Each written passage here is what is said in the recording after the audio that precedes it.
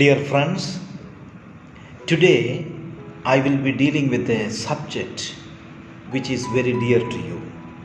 I am sure all of you will like to know more about self esteem. So, today I will be dealing with self esteem. The shortest definition I can have about self esteem is this: self esteem refers the way we see and think about ourselves. I'll be dealing about self esteem. I'll be dealing about the science of high self esteem to people and the science of low self esteem to people also. And then we will see how can we improve self esteem. I will give you 12 points for you to remember, easy ways to build up our own self esteem. So we saw self esteem means the way we see and we think about ourselves. Remember, your self esteem is made up of all the experiences you have. For example, you're in a relationship, your interactions with people, your relationship with your friends, your parents, outsiders, teachers, etc., give you your self esteem. Every encounter we make daily basis, whether it's in the school or outside, whether it is in the family or your guests coming, whoever it is, whoever you are meeting and interacting with, gives you self-esteem. It can be negative, it can be positive. It may add up to your personality or it may take away your personality. Positive or negative attitude can be built up based on your interaction. Remember, people who have high self-esteem can be recognized by the following. Number one aspect is that they like to meet people. They have confidence. They will not feel a stranger, themselves a stranger among strangers. They like to meet people, talk to people, interact with people, etc. They don't worry about what others are going to judge them. They are not worried about people's opinion.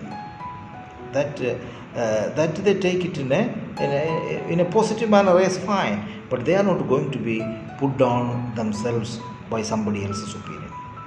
They have the courage to express themselves. When they want to speak, they speak out. When they want to articulate, they will articulate. They are not worried. They are not afraid. Their lives are enriched with every person they encounter. If they meet good people, definitely they'll get a good enhancement of their self-esteem. If they meet negative people, it will go the opposite of that. The self-esteemed people, they are good for other people to be in the company of. Yes, therefore, they say they are nicer people to be around. People like them. All of us will also like people who are self-esteemed. Their ideas are listened to. Suppose they speak, we will listen carefully. Their ideas are listened to and accepted also by the people. They are in fact like a magnet, that attracts everything, positive opportunities. So a self-esteemed person will always make use of positive opportunities. And people who have self-esteem will have the catchword, I think I can. I think I can attitude they will have. But the low self-esteem people also have some problem. What they have? They don't believe in themselves, first of all. They are diffident people, no confidence. They see themselves failing before they begin. First of all, they don't take risks. Even if they take a risk, they will say, no, I cannot, I'll fail. So before they begin itself, they accept the failure. They have had a hard time forgiving themselves. We all have some hurt feelings in the past. And the low self-esteemed people will carry on with that difficulty. They will never overcome it. And therefore, they cannot get rid of this guilt feeling. They cannot get rid of these past mistakes. They will be centered around the guilt feelings and the past mistakes. They believe they can never be as good as people expect them to be. Even their own expectation is, they simply abandon and they say, we cannot. They are afraid to show their creativity because they will be ridiculed. They always think that others will mock if I make a mistake, my pronunciation. Suppose I say a sentence, if there is a mistake, the entire people will mock at me, etc. That is their force is that what others are thinking. I don't want to be ridiculed, etc. So now they are dissatisfied with themselves. And they say, basically dissatisfied with oneself, they will make others also dissatisfied. The low self-esteem people have another problem, that is, they like to be alone. Most of the time they sit and brood over. They will like the company of themselves only, sit somewhere in the corner, and they don't want external company. They often complain and criticize for their own failures. They will say, because of him, because of her, I have failed. I cannot do because of them, etc. etc. Always they will find some excuses, and mostly lame excuses. They also worry about everything and do nothing. This is a sign of lack of self-esteem to people. Too much of worry and they will not do anything. Therefore, the catchword of the low self-esteem to people is, I think I cannot do it. I cannot do it will be their attitude. Now, how to overcome this? I'll say 12 points. Remember, number 1 is forgive yourself for the past mistakes.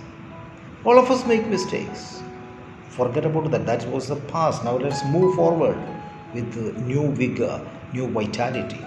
Second, focus on your positive attitudes, positive attributes. All of us have plenty of positivities. Positive things are plenty. We must accept that positivity. Third point is follow the good example of great people like Dr. S. Radhakrishnan. We can have APJ Abdul Kalam. We can have great men and women from the history to follow with.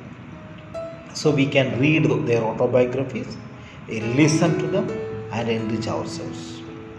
The fourth point is become a self-talker. You must tell every day yourself that I can, I will, today I am going to achieve this, etc. etc.